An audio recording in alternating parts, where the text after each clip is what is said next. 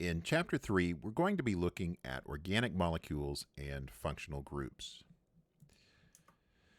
So, to get started, we want to look at a little bit of terminology related to functional groups.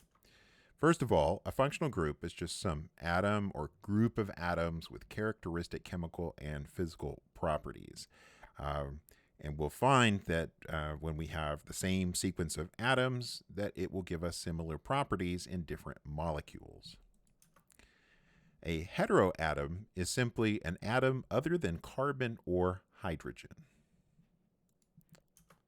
And then a pi bond, as we've seen before, is just a bond. It's the second or third bond in a multiple bond, and it has side-by-side overlap of p orbitals. We'll find that functional groups distinguish one type of organic molecule from another. And we'll also see that, that the functional groups will determine the molecule's geometry, their physical properties, and their reactivity. So functional group, understanding what functional groups are is really important to understanding the reactivity and the chemical reactions in organic chemistry. All right, so we'll find that the functional groups will impart reactivity. Heteroatoms and pi bonds give molecules their reactivity. So as an example here, we've got a carbon-oxygen single bond, and because oxygen is more electronegative than carbon, oxygen pulls electron density towards it, giving it a partial positive charge, and the carbon will have a partial positive charge. All right. The lone pairs on the oxygen make it a base and potentially a nucleophile. The carbon atom is electron deficient, and that makes it an electrophile. So there's sort of two possible pathways for something coming in and reacting with it. Pi bonds are a little bit different. The pi bond, as you recall from chapter 1, has p orbitals that have side-by-side overlap, and that side-by-side overlap makes it so that those p orbitals are easily accessible. When we looked at the models for pi bonds, and here I've got an example of it. So this is ethylene, and we've got a carbon-carbon double bond. The first bond, the sigma bond, is here, and then the pi bond is both above and below that internuclear axis. Since that pi bond, and this is a little bit exaggerated here, but since that pi bond is sticks out a little bit from the molecule, it is a little bit more accessible and more reactive.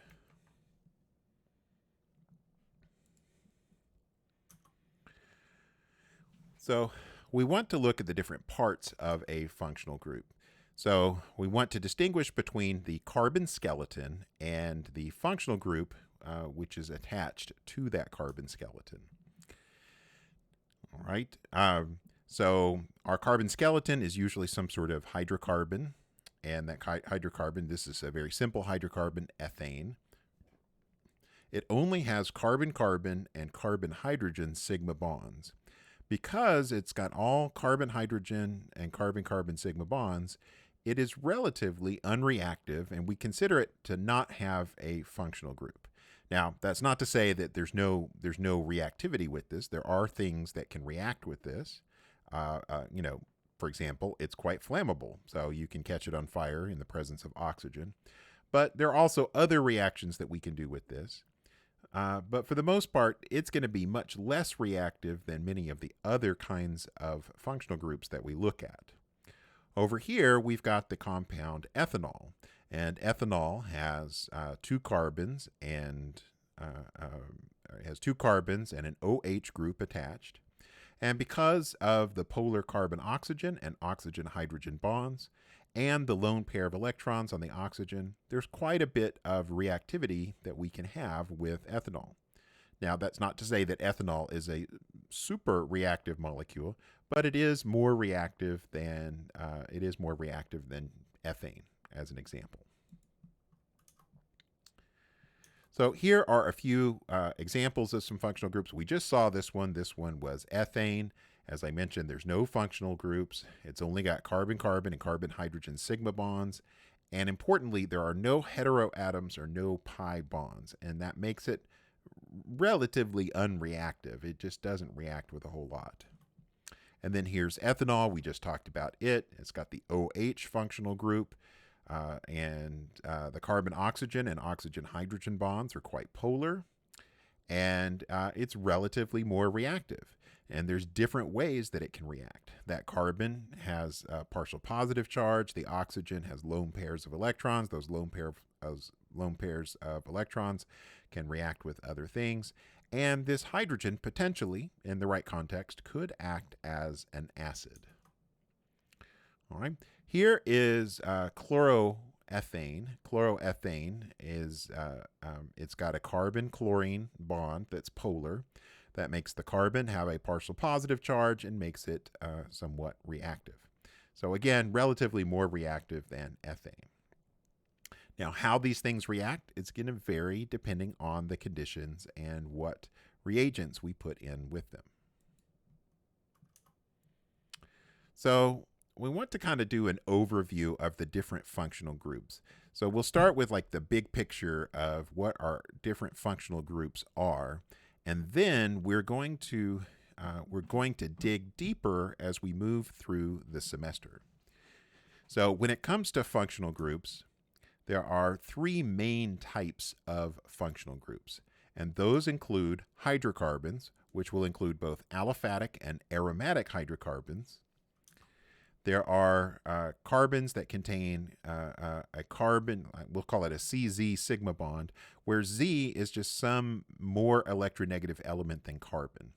Typically, Z is going to be like nitrogen or oxygen or halogen, or it can even be something. It could even be something else, like a sulfur or something like that. So there's lots of possibilities for what Z could be.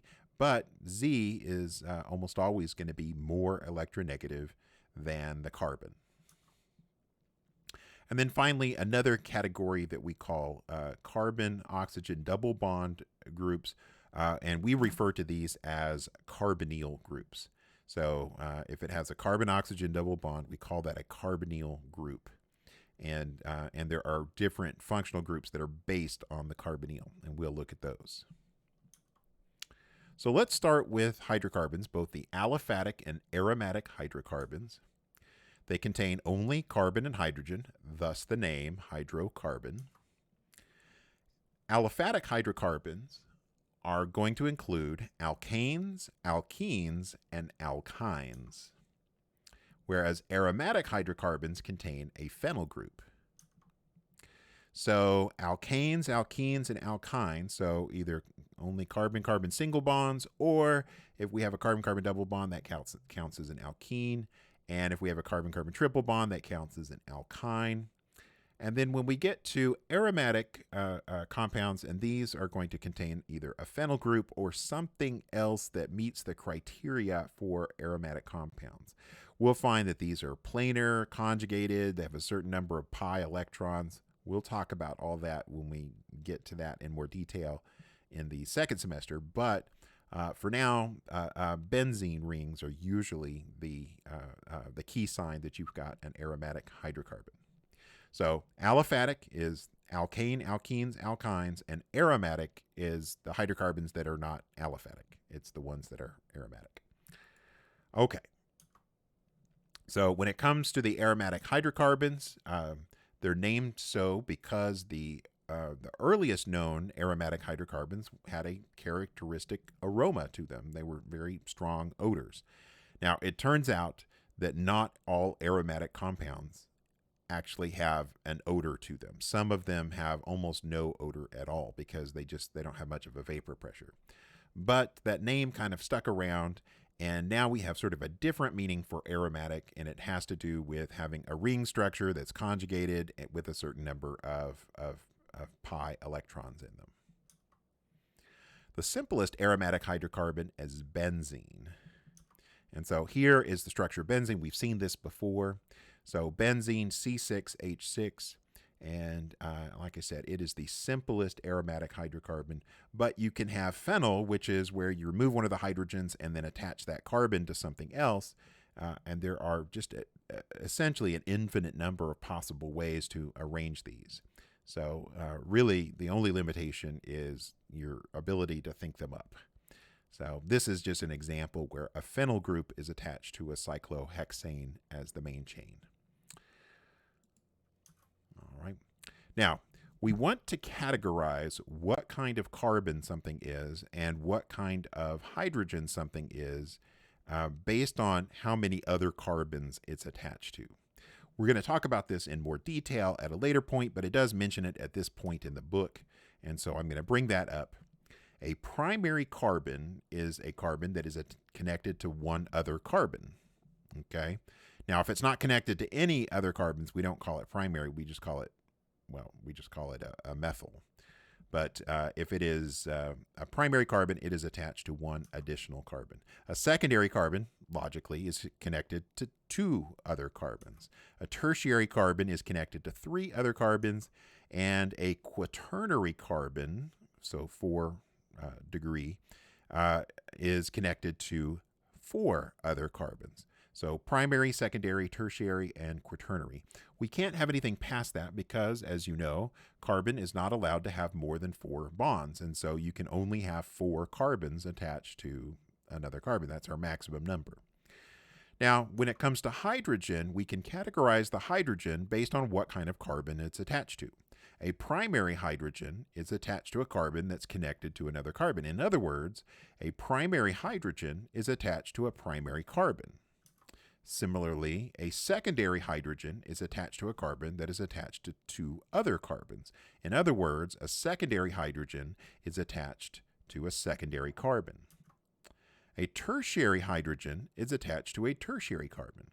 Now, we do not have quaternary hydrogens because if it's a quaternary carbon, that means it's got 4 bonds going to carbons. There's not any more bonds available to make to hydrogen. All right, so we're going to look at the in-class assignment number 2. So here is number 2. And on this, we want to identify primary, secondary, tertiary, and quaternary carbons in each of the following compounds. Now, I purposely picked skeletal structures here because I want you to make sure that you are practicing with these skeletal structures. And here, I think I'm going to do these in red, and we will label each of them. So primary carbons are going to be attached to one other carbon. So this carbon on the end and this carbon on the end are both going to be primary. So I'll put 1 in degree, which is just primary. And then secondary carbons are attached to 2 carbons. So this carbon is attached to this one and this one. So that one is secondary. And this one is also secondary. So that one's pretty easy. So primary, secondary, secondary, and primary. Here, the ones on the end are all primary. So that's primary, and that's primary. This carbon is attached to 1, 2, 3 different carbons. So it is tertiary. And this carbon is secondary. All right. Now let's look at this. We've got primary, primary, primary, primary, and primary. So those are all primary carbons. And then we just need to identify these 2. Well, this one is attached to 1, 2, 3. So that one is tertiary. And this carbon is quaternary. It is attached to 4 other carbons, and there's no hydrogens on it. All right. One neat trick is if you're trying to figure out how many hydrogens are attached to a particular carbon, then you just take whatever the degree is, if it's primary, secondary, tertiary, quaternary, and subtract that number from 4, and that will tell you how many hydrogens are attached. All right, these ends, we will call those primary, primary, and primary. And then we'll work our way around. This one is secondary, secondary, secondary, and secondary. And then we need to identify these. This one is tertiary, and this one is quaternary. All right, and so that is identifying those. That is sort of a basic skill, which is why I practice it now, and we're going to practice it some more when we get to later sections in the textbook.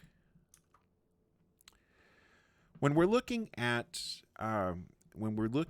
functional groups where carbon is attached to something else that is typically more electronegative, we have a wide variety of possible structures.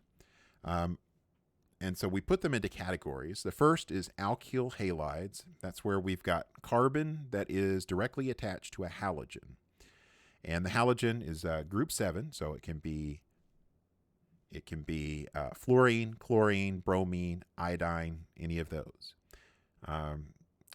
So those are the possibilities for that. Here is an example, bromomethane.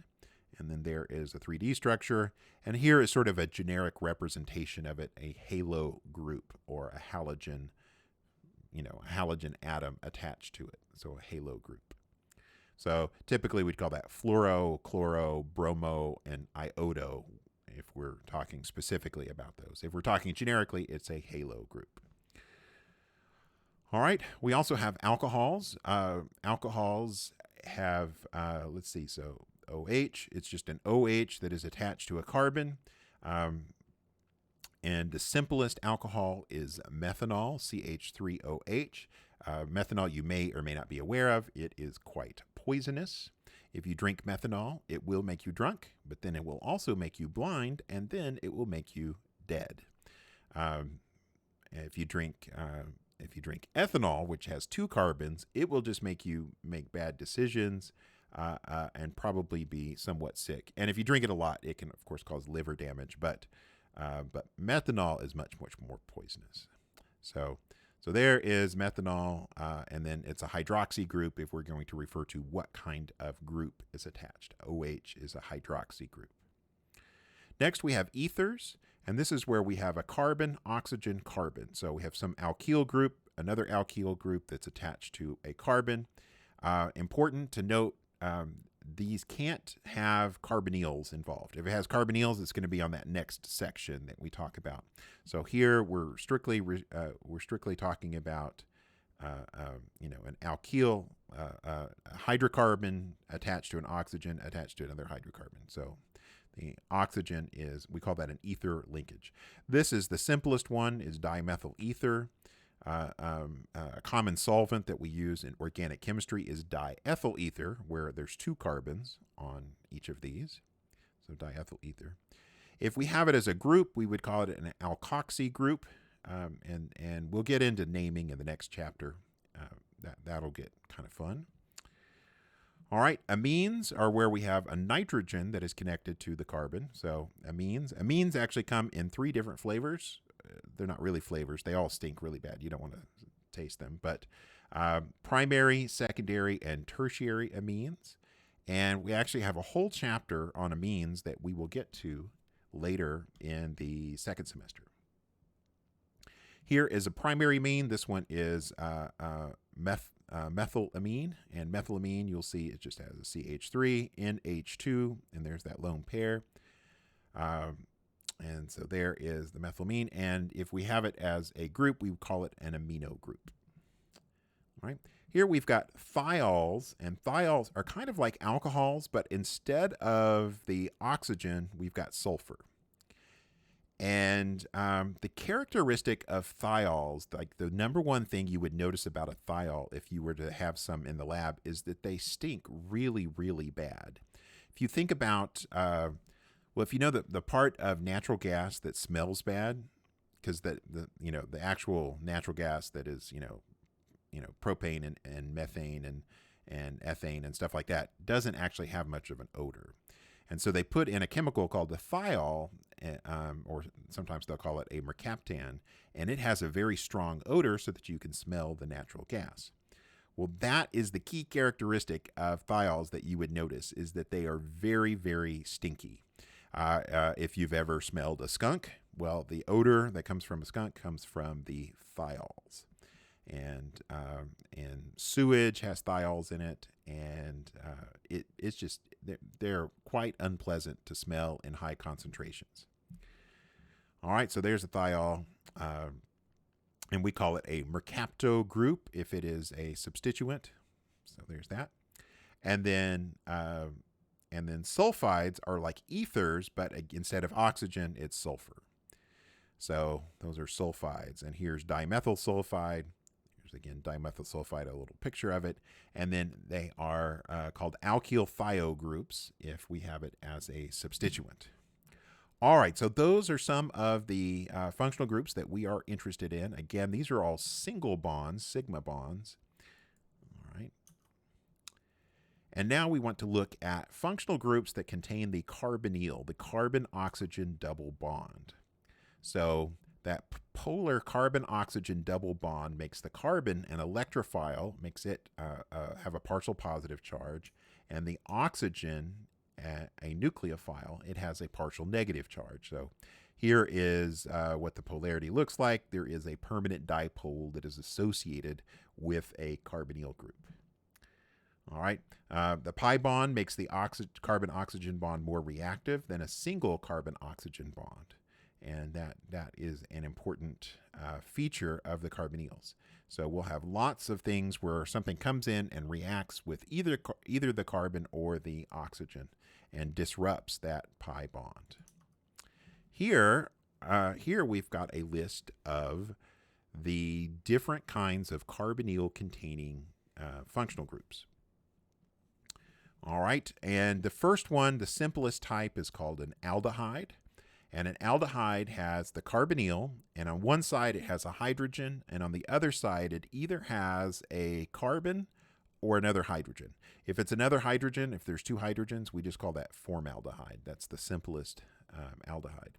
But most of the aldehydes have a carbon there, and then this hydrogen, and they have a particular reactivity that goes with them. All right, in a related kind of functional group is called ketones, and instead of having one of these be a hydrogen, they're both carbons. And so the simplest ketone is acetone, so CH3 carbonyl CH3. All right, and there's our condensed structure for acetone, and there is a model of acetone, and we would refer to it as a carbonyl group. Next, we have carboxylic acids, and carboxylic acids have an alkyl. So this can be either carbon or it could even be a hydrogen. If it's a hydrogen, it's just formic acid. But if it is a carbon, it's going to be some sort of other carboxylic acid. And we've got the carbonyl and then an OH. This one of the simplest of these is acetic acid, and acetic acid is the active interesting ingredient in vinegar. So when you smell that very distinctive odor of vinegar, you're smelling the acetic acid that is in the vinegar. And just to let you know, if you've got regular vinegar like distilled white vinegar around your house, it's going to be 5% acetic acid, and the rest should just be water. And so that means if you were to get 100% acetic acid, it would smell really, really strong. Carboxylic acids often have strong odors to them. They often are sour because acids tend to be a little bit sour when you taste them. And if you have it as a functional group, it would be a carboxy group. Sometimes you'll see this written as, like whatever this CH3COOH instead of CO2H. So you want to be able to recognize both of those. Esters are what we refer to as a carboxylic acid derivative. And that's where, in essence, we take the hydrogen and we replace that hydrogen with an alkyl group. All right, so we have carbon, carbonyl, and then an oxygen, and then another carbon. And esters, kind of interestingly, the key characteristic of esters is they usually smell pretty good. So there's lots of esters that show up in fruits and in perfumes and all kinds of interesting compounds. We'll represent it in a condensed structure as whatever the alkyl. So in this case, CH3, and then CO2R, whatever else is attached there. So just like what we have for the carboxylic acid, but instead of hydrogen, we would have another carbon. This is methyl acetate, and it actually has a fairly pleasant odor to it. All right. Amides. So amides have a carbonyl and then a nitrogen that is connected to that carbonyl. Sometimes we will refer to these as peptide bonds, because when you make peptides like a protein or a polypeptide with several amino acids, the thing that connects the different amino acids together is a carbonyl nitrogen bond. And so that's an amide bond, or sometimes called, as I mentioned, a peptide bond. Now, not all amides are peptides, so not to confuse that. Some are just amides, but it is possible you'll see that reference to as peptides. All right, again, here is an example. So CH3 carbonyl NH2. All right, and we'll represent it condensed like that. And then over here is just sort of the generic functional group. And then our last of the carboxylic acid derivatives is what's called an acid chloride, and that's where you replace the OH with a halogen. And in this case, the halogen is chlorine. It is possible to make acid fluorides, acid bromides, and acid iodides, but almost always, if we're dealing with these, we're going to be interested in the acid chloride versions of these. Turns out these are pretty reactive and pretty useful ways to make some of these other compounds. So that's why we're interested in those. This one is acetyl chloride, which is the simplest one, and we're going to actually look at that a little bit later in the chapter. Now, some of the importance of functional groups is that it determines a lot of things that we do with these things. It determines the bonding and the shape because of bond angles and things like that. It determines the type and strength of the intermolecular forces. It will determine the physical properties. It will dictate what the nomenclature is going to be, how it is we're going to name it, and we'll start with nomenclature in our next chapter. It will determine the chemical reactivity. All right. And it is possible that a molecule can contain several different functional groups. You don't necessarily have to have just one functional group for it to be interesting, right? So, for example, here, this one, I'm not familiar with this one, but it apparently treat high blood pressure. It's got an amide, an aromatic ring, so it's an aromatic. It's got an ether link here, so it's got carbon, oxygen, carbon, and there's not a carbonyl adjacent. Then here you'll see that there's an OH, so it's also an alcohol, and here it is an amine. And it turns out that having certain combinations of things in certain places will have certain biological activity when if you get it into your body. And then here is another one. We've got some ether links, an aromatic ring. There's a ketone because it's carbon, carbonyl carbon. Over here, we've got an amine and then another aromatic ring. And apparently that one is used for Alzheimer's treatment.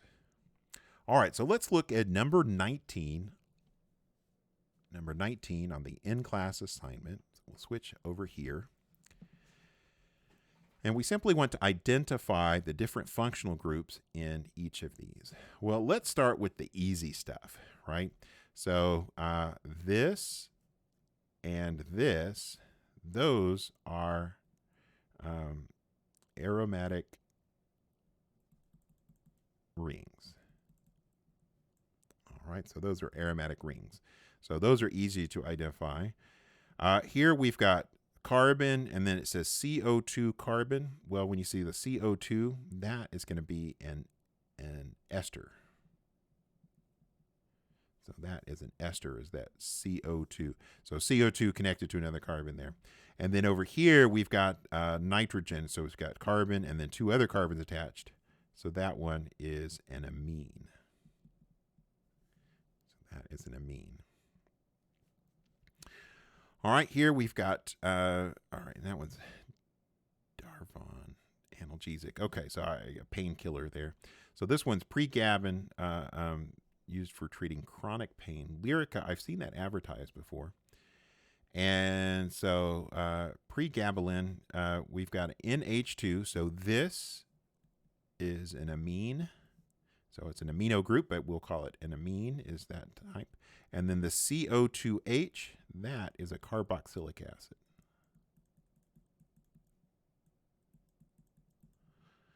All right, and then all the rest is just hydrocarbon stuff. So it's a pretty simple molecule for something that's such a huge selling drug.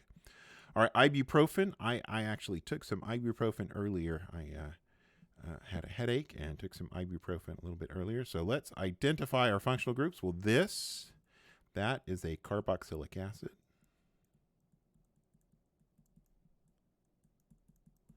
And then here, this is an aromatic ring.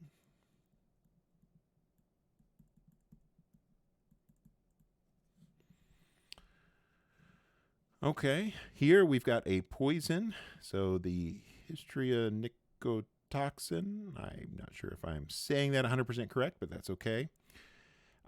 Here, when we have the carbon-carbon triple bond, that is an alkyne, and I'll point to both of them since there are two of them. So there is an alkyne there and there. And then we've got an alkene here and there. And then over here, and I have to kind of go through that, there is an amine. An amine. And then here we've got that OH, that is an alcohol. All right, this is penicillin G. I'm not sure how it differs from other types of penicillins. Like I'm sure there's just slightly different functional groups on there, changing one of them, adding a methyl on here or something like that. It's a whole class of antibiotics. They took the original, which is the penicillin, and then they modified it to make it so that it goes to certain types of tissues in the body, and it may be more effective at treating some infections with this than it would be a different one. So, but they all fit in the same class, and they all have sort of this common structure where we've got this 4-membered ring with the carbonyl, the nitrogen, and then we've got this 5-membered ring that has the sulfur, and then we have the COOH, and then it often will have an amide linkage here. So there are if you go and you look at penicillin on like Wikipedia, and you look at the different penicillin derivatives, you'll see that they all have sort of this backbone, and they just change little things here and there to make it have different reactivity and different activity in the body. All right, so let's label the things. We'll start with the aromatic ring.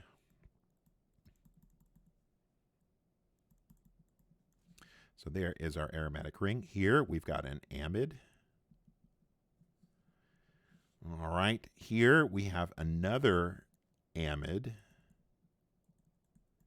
This is a special kind of amide because it's a 4-membered ring, and the amide sort of wraps around on itself. So it's a type of amide that's called a lactam. In fact, it's called a beta lactam because it's on the second carbon. Anyway, that's a particular type. Here we've got this is a sulfide. So carbon, sulfur, carbon. And then here we've got a carboxylic acid.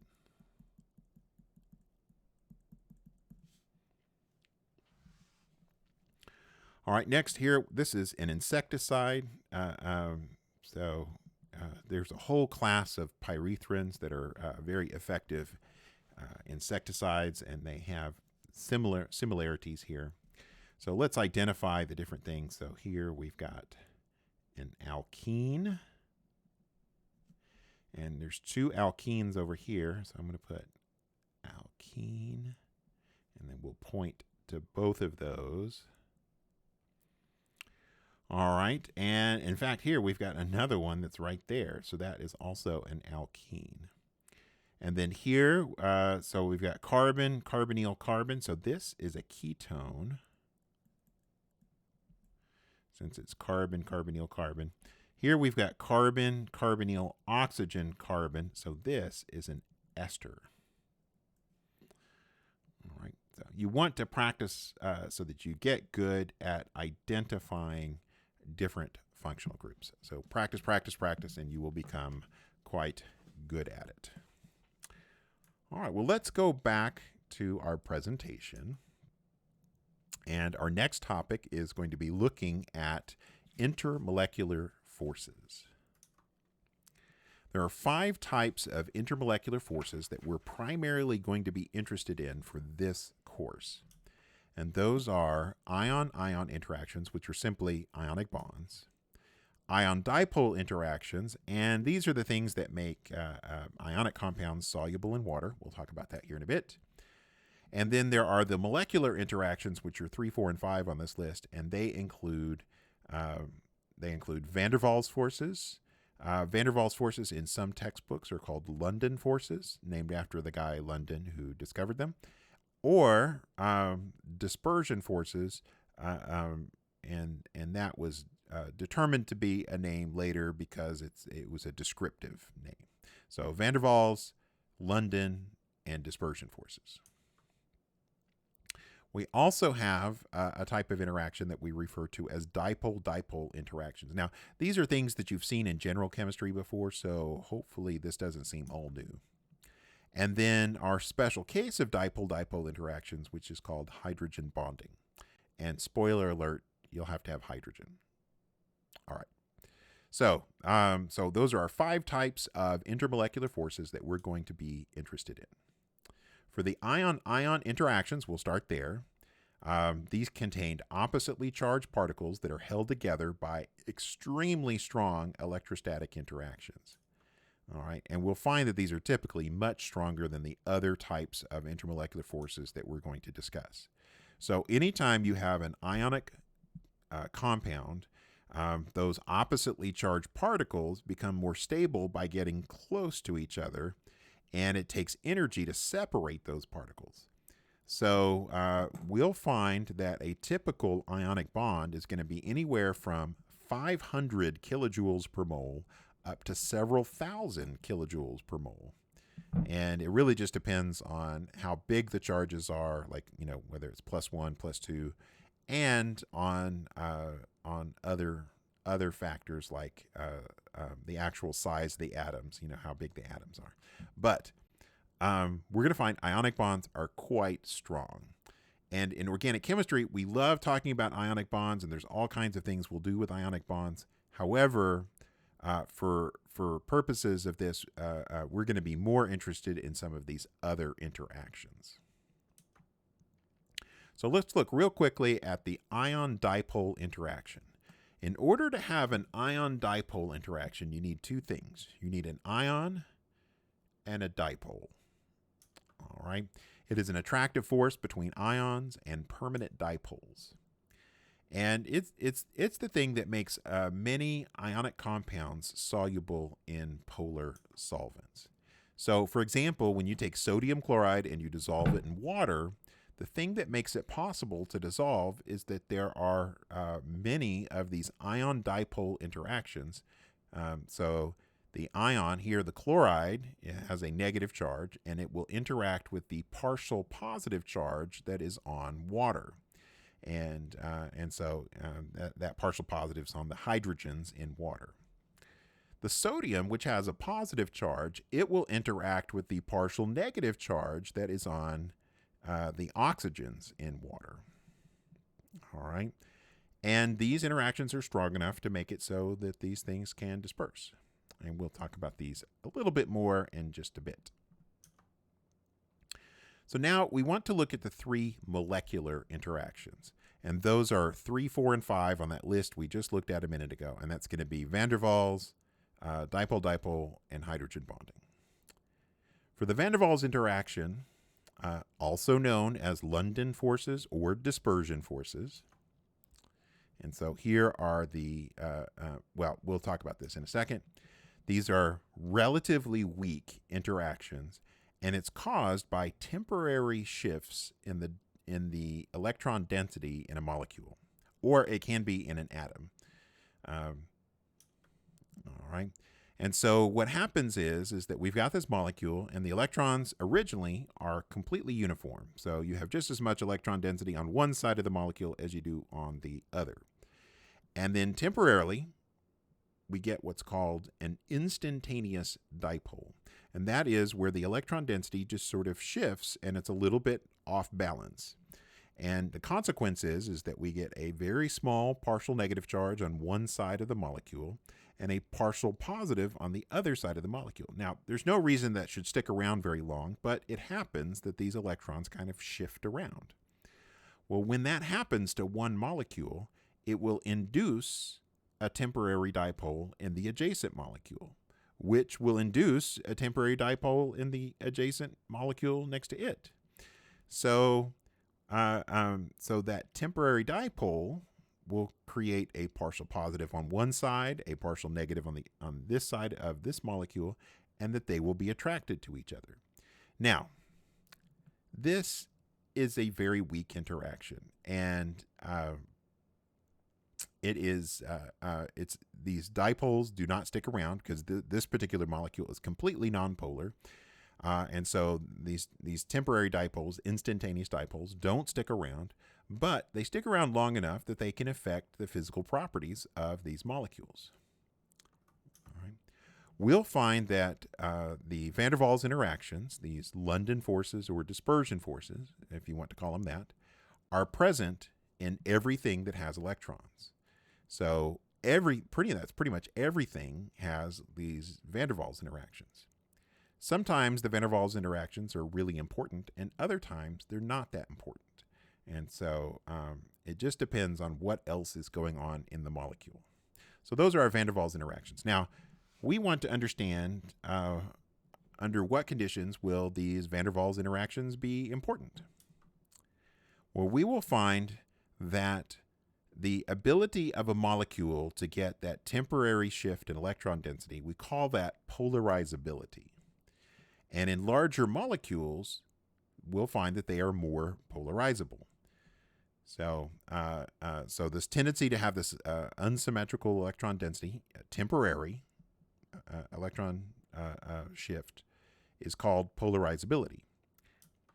We will find that bigger molecules are more polarizable than smaller molecules. For example, if we look at fluorine, F2 versus iodine, I2. Well, in the fluorine is relatively small. The electrons are held pretty tightly close to the fluorine, and as a consequence, we'll find that it's very difficult to get much of a shift of electron density in fluorine. Now, there definitely is a shift in the electron density. There is a significant amount of the dispersion or the van der Waals interactions between two fluorines. However, it's going to be relatively weak compared to the van der Waals interactions between two iodines. The electrons in I2, those electrons are much further away from the nucleus, and they're much softer is one of the words that we like to use, but they're easier to perturb. They're easier to get this unsymmetrical electron density. And since it's easier to do that, they are said to be more polarizable.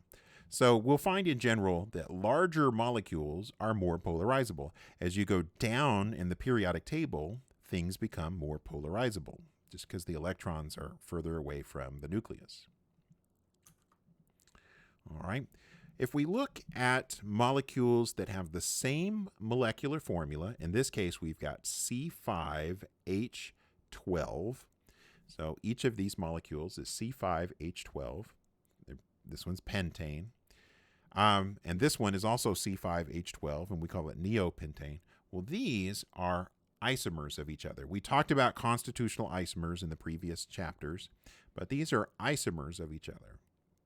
Well, it turns out that these isomers have fairly significant differences in how polarizable they are. Pentane, we've got carbon, carbon, carbon, carbon, so it's kind of stretched out as a big carbon here. So pentane is this. So there's pentane. And over here we've got the neopentane. And neopentane, all these 4 carbons are all attached to a central carbon, so this molecule is much more spherical shaped. Now, it's definitely not a perfect sphere, but it is a much more spherical shape than these. These are much more cylindrical or rod shaped, and these molecules are much more spherical shaped. Well, it turns out that the longer the molecule is, the greater the surface area, and the greater the surface area, the stronger the van der Waals interactions are going to be. So we will expect stronger van der Waals interactions between these 2 molecules than we would between these 2 molecules. All right. Now, we want to look at the next type of molecular interaction, which is, and this was number 4 on our list, and we call this a dipole-dipole interaction.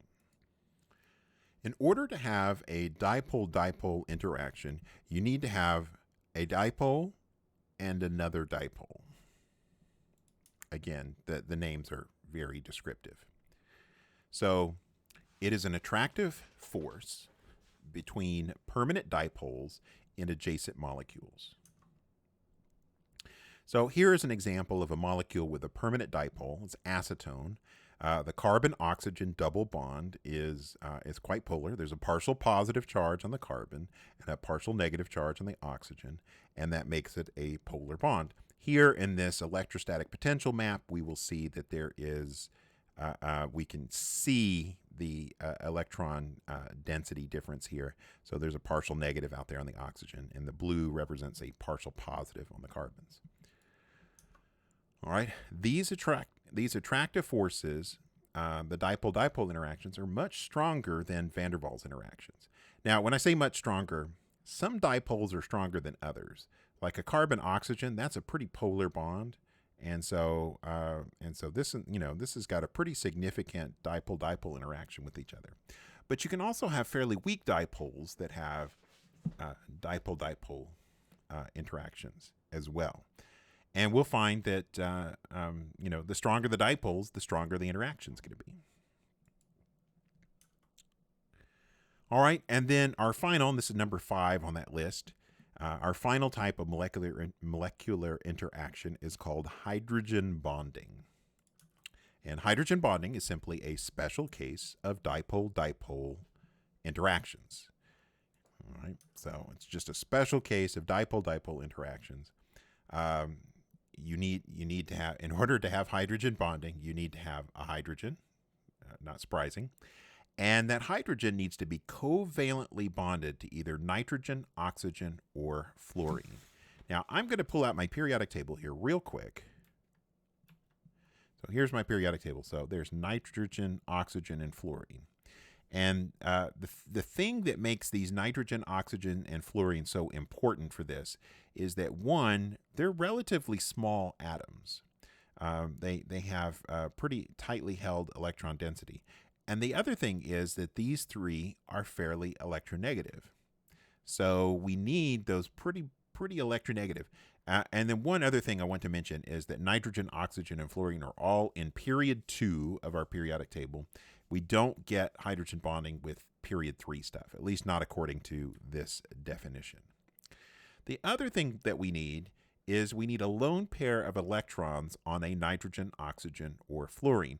Now, it can be an identical one on an identical molecule, or it could be a lone pair of electrons that's different on a different molecule. All right.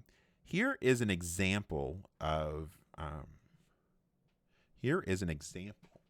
All right, just checking something real quick. Here's an example. This one's water. Water is very good at hydrogen bonding. And so here you'll see the hydrogen that's covalently bonded to oxygen, and we have lone pair electrons on this oxygen over here. So we've got, this is our hydrogen bond donor, and there is our hydrogen bond acceptor. The oxygen has a pretty significant partial negative charge on it, and the hydrogens have a pretty significant partial positive charge on them. And because hydrogen only has 1 electron to begin with, and when you pull some of the electron density away, you get a pretty isolated partial positive charge on the hydrogen that is it's much more concentrated of a positive charge than you would get for a different type of polar bond. And as a consequence, we find these interactions just happen to be much stronger with the small hydrogen atom and the relatively small nitrogen, oxygens, and fluorines. That these tend to be much stronger than your typical dipole-dipole interaction. All right, this is the strongest of the three types of molecular interactions. All right, and then this is just a review of the different intermolecular forces that are present. So the van der Waals interaction, which are relatively weak, but they're present in everything. So every kind of molecule. They're going to be most important in nonpolar molecules. All right, but I will say that they are important in polar molecules as well. It's just that in polar molecules, the stronger interaction is going to be dipole-dipole.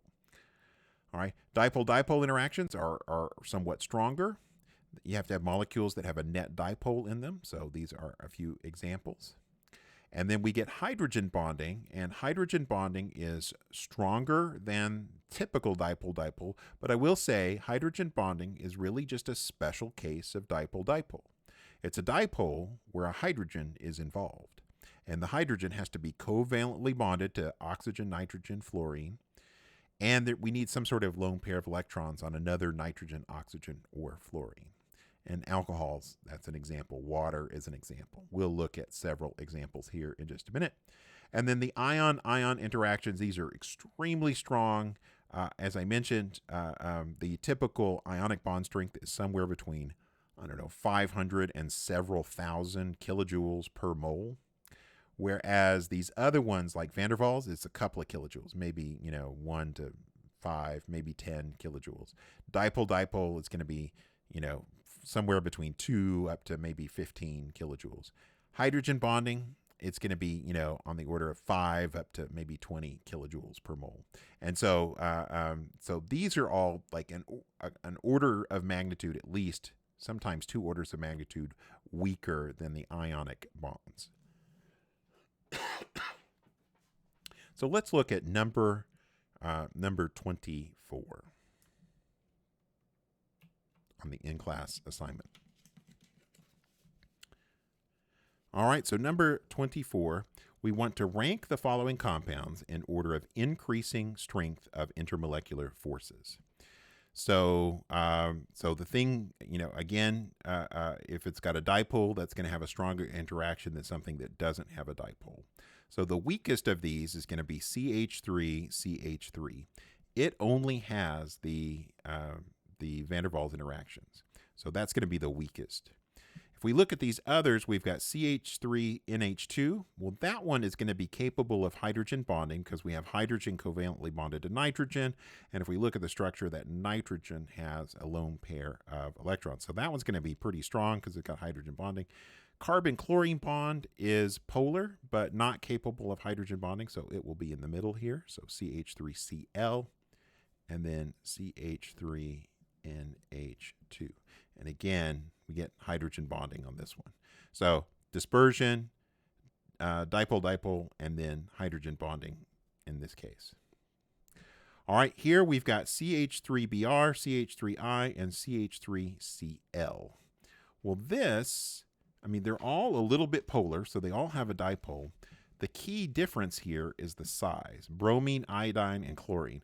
Well, chlorine is the smallest, bromine's bigger, and iodine is even bigger. So we're going to predict that the bigger that atom is, the stronger the intermolecular forces are going to be. So we'll put CH3Cl first. CH3Br is next, as bigger. And then CH3I as the biggest. All right. So next, here we've got CH32, C, double bond C, CH32. All right, here that is just a hydrocarbon. It's an aliphatic hydrocarbon. It's got a carbon-carbon double bond, but there are no there's no heteroatoms, and so we don't have anything polar there. So that's going to be nonpolar, just dispersion forces with that. Here we've got CH32, COOH. And that COOH that is a carboxylic acid, and we'll find that carboxylic acids are capable of hydrogen bonding. Whereas this one, CH3 CHCO CH3. Well, this is CH, and that CO is a carbonyl, and so that is a ketone. And ketones are capable of dipole-dipole interactions. So we're going to say that the CH3 2 carbon double bond carbon, and then CH3 2, that's our weakest interaction. And then we'll have CH3 2 CHCO CH3. So that one's a ketone. And then our next one is going to be the carboxylic acid. So CH3 2 CHCOOH. And that carboxylic acid is capable of hydrogen bonding. So dispersion forces only, or van der Waals interactions only. This one has a dipole, and then this one has a dipole with the hydrogen bonding. So that one is the strongest. All right, here we've got NaCl. Well, that's ionic. That's going to be the strongest. Here we have CH3OH. That's got hydrogen bonding. That's pretty strong. And then CH3Cl, that's going to be the weakest. So we'll put CH3Cl, and then CH3OH, and our strongest is going to be sodium chloride with the ionic bonding. All right, well, I'm going to stop the video, and then in our second video, we will pick up looking at properties.